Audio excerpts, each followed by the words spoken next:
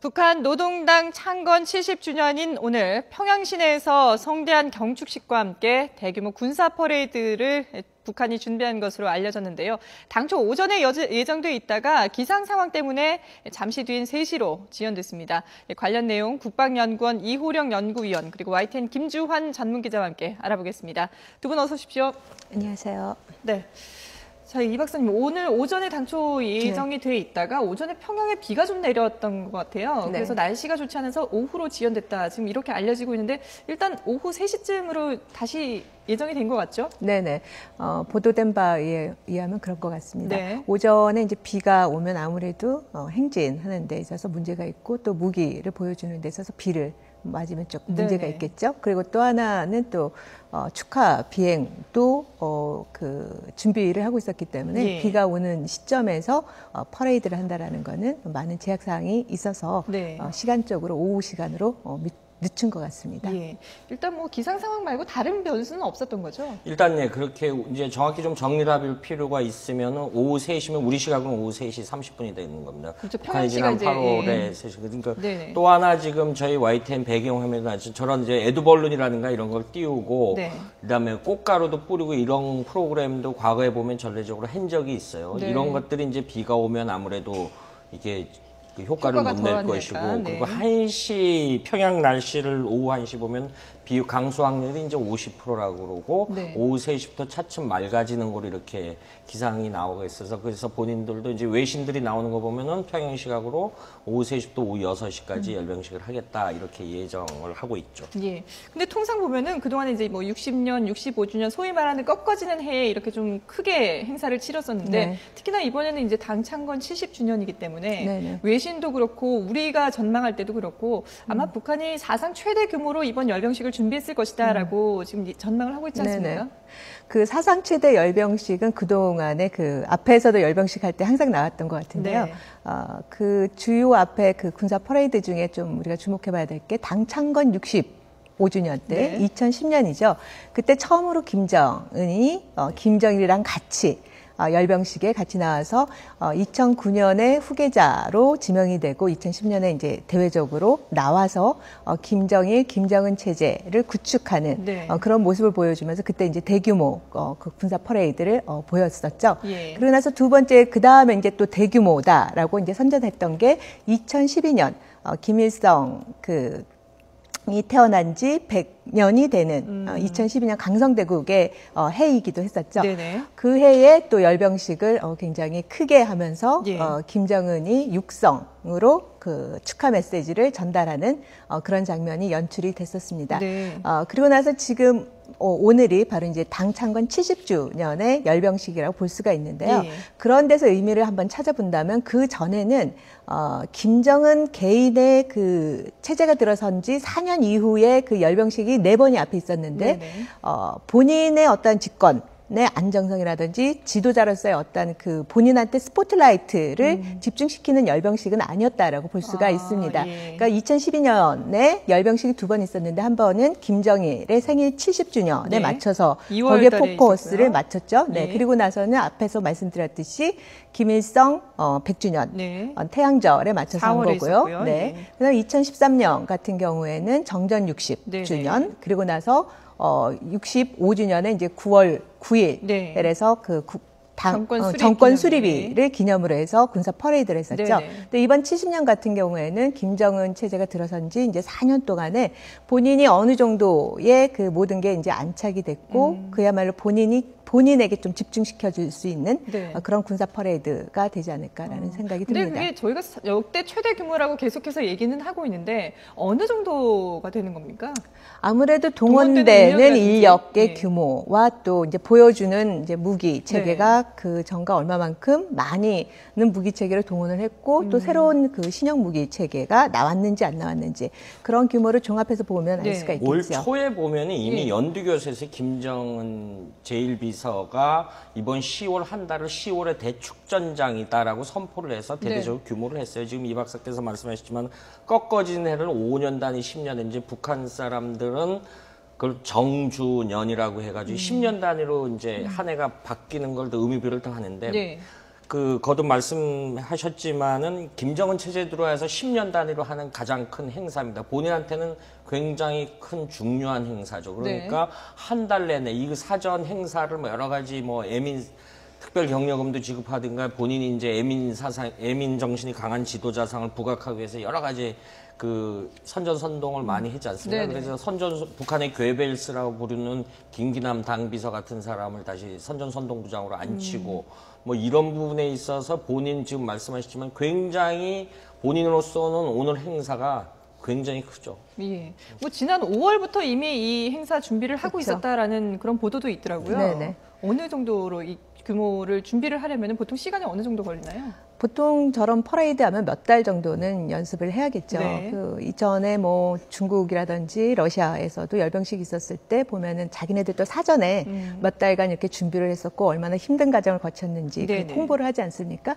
북한 역시 이런 거를 위해선 기본적으로 몇 달 전부터 준비를 했다라고 볼 수가 있고요. 네, 5월에는 뭐 평양 공군기지에 45개의 텐트가 설치됐다 뭐 이런 얘기도 그렇죠. 있더라고요. 그리고 또 2월부터 이런 대규모 군사 퍼레이드가 있을 것이다라고 얘기를 했었고 네. 그럼 사실상 봄부터 준비를 했다라고 봐야겠죠. 예.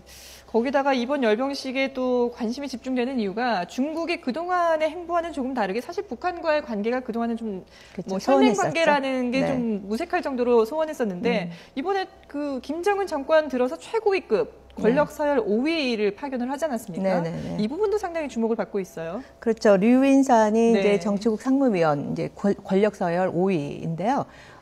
다른 그 전에도 김정은 체제에 들어와서 정치국의 그 위원들이 몇 번 왔었죠. 네. 그런데 보통 2박 3일 일정으로 왔는데 지금 류 상무위원 같은 경우에는 4일 일정으로 와서 이전보다 이제 하루가 더 긴 거에 좀 주목해 볼 필요가 있고 네. 또 하나 흥미로운 점은 도착한 시점에 또 시진핑 주석이 축전을 보내서 예. 그 어떻게 보면 북중 관계가 굉장히 다시 복원된다라는 그런 이미지를 극대화시켰죠. 그리고 또 예. 당일날 또 김정은 그 위원장과, 제1위원장과 또 회담을 했었죠. 그렇죠. 그러한 것이 보면 어떻게 보면 북중 관계 복원을 위해서 중국 측의 노력이 좀 이렇게 가시화시키는 측면이 크다라고 볼 수가 있겠죠. 예. 2박 3일이 아니라 3박 4일이다. 그럼 이제 일정도 늘어났고 그만큼 김정은 제1위원장과의 만남도 더 뭐 한 번이 아니라 한 번에 그치는 것이 아니라 여러 번 그렇죠. 만날 수도 있지 않을까 싶은데요. 뭐 아무래도 오늘 바로 열병식 하면 네네. 또 볼 수가 있겠죠. 예. 그러고 나서 뭐 만찬이라든지 이후에 뭐 그런 축하 행사와 관련돼서도 또 더 볼 수도 있겠죠. 두 사람이 이미 한 번 만나서 거기서도 이제 뭐 육자 회담에 대한 얘기도 했고 또 북한과 중국과의 어떤 그 관계에 대해서도 얘기를 하긴 했습니다만은 네네. 어떤 그 내용에 대화 내용에 좀 더 그 두 사람이 집중을 해서 얘기를 나눌까요?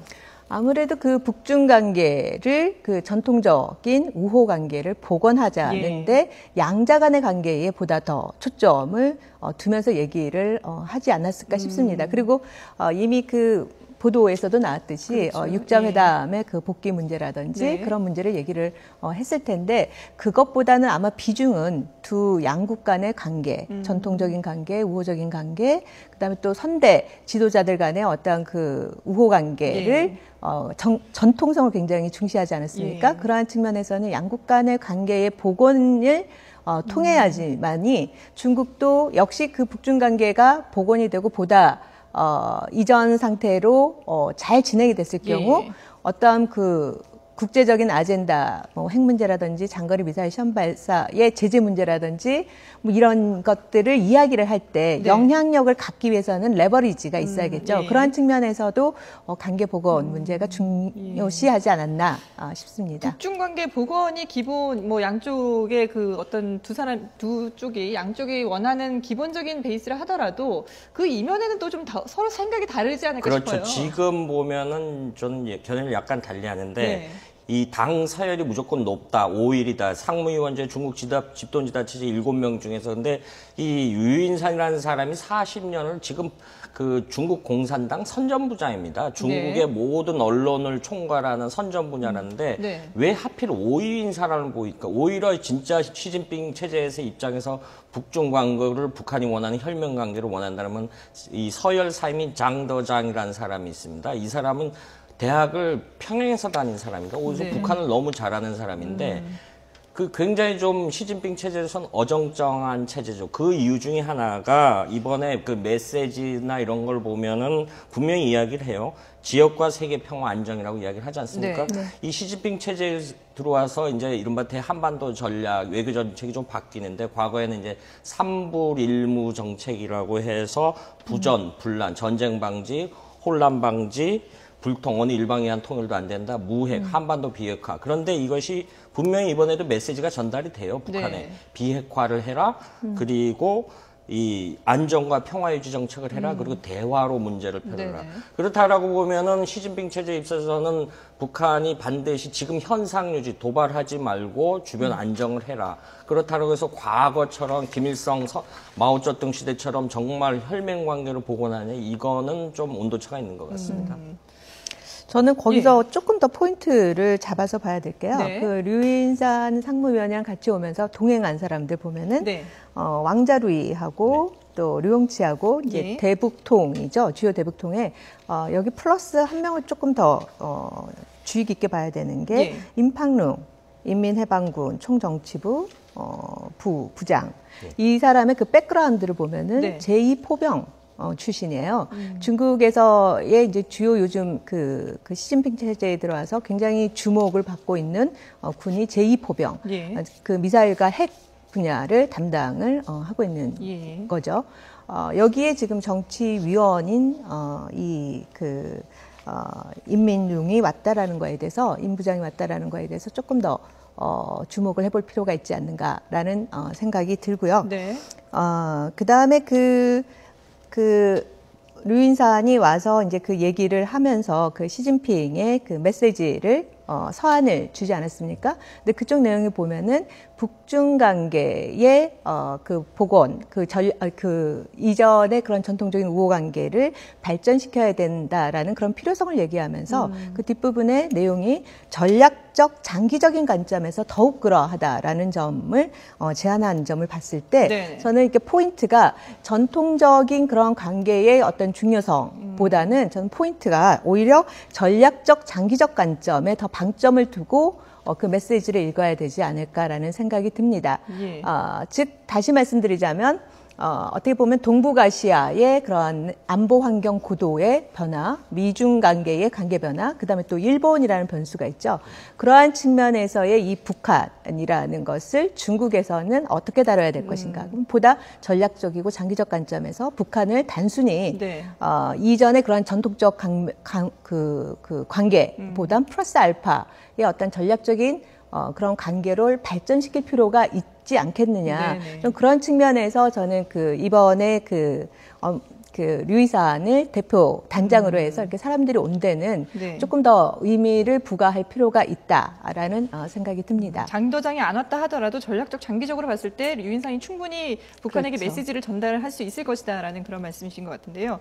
뭐 북한이 오늘 이 열병식을 하면서 사실 그동안 북한 권력 내부의 서열이라든지 이런 부분도 우리나라에서 전망하기가 사실 좀 여러 가지로 어려움이 있었잖아요. 오늘 이 열병식에서 그런 부분들도 좀 전망을 충분히 해볼 수 있지 어제 않을까요? 일부 보였죠. 중앙보고대 주석단의 그러니까 이 북한의 주석단이라는 일종의 귀빈석인데 어느 자리에 앉냐에 따라서 네. 이제 권력서열 변동을 가늠할 수 있는 건데 이제 앞줄 보통 세 줄로 이렇게 이루어지고 있거든요. 네. 그러니까 어제 화면을 보면은 앞줄에 역시 이제 김정은 제1비서는 참석을 안 했지만은 그 대외적으로 이제 수반이라 하고는 김영남 그 최고위원회 상임위원장이 보고를 했는데 눈에 네. 띄는 거는 7명의 정치국 그 위원 중에 강석주 국제담당 비서가 안 보여요. 그러니까 뭐 와병설이 있어서 러시아에서 치료 중에 있다. 그런데 예. 저 새로운 인물들이 보였죠.